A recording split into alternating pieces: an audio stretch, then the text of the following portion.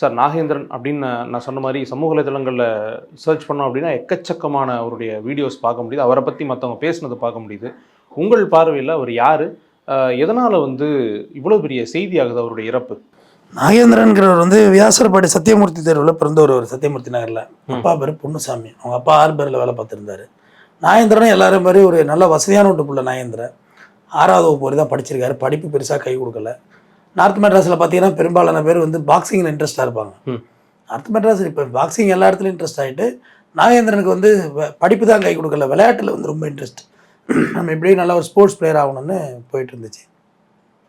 எல்லா பிள்ளைங்கள மாதிரியும் ஊர் சுற்றிலாம் இல்லாமல் நாகேந்திரன் வீட்டுக்குள்ளேயே பாக்ஸிங் ப்ராக்டிஸ் எல்லாம் பண்ணிட்டு மாதிரி விளையாட்டில் வந்துடணும் அப்படின்ற ஒரு மனநிலை இருந்திருக்கு. அப்போ அவர் என்ன செய்கிறாரு, ப்ரொஃபஷனலாக நம்ம கோச்சு சேர்ந்துக்கணும், அதாவது ப்ரொஃபஷனலாக நம்ம பாக்ஸிங் தெரிஞ்சுக்கணும், நம்மளாக பண்ணக்கூடாது. ஷர்மா நகரில் கோச்சிங் சென்டர் போய் சேர்றாரு. கோச்சிங் சென்டரில் சேர்றவங்கள அவங்க தான் நண்பர் விஜய்னு ஒருத்தரோட பழக்கம் ஏற்படுது. 1990 காலங்களில் பெஞ்சமின் கூட்டாளி வெள்ளை ரவி, அவருக்கு அவர் ஃப்ரெண்டு யார் விஜய் அப்படி இருந்திருக்காங்க லிங்க்கு. இப்படியா போயிட்டு இருந்திருக்கு. ஆனால் நாகேந்திரனுக்கு இவங்கெல்லாம் ரவுடி டீம்னு தெரியாத ஒரு பழக்க வழக்கம்.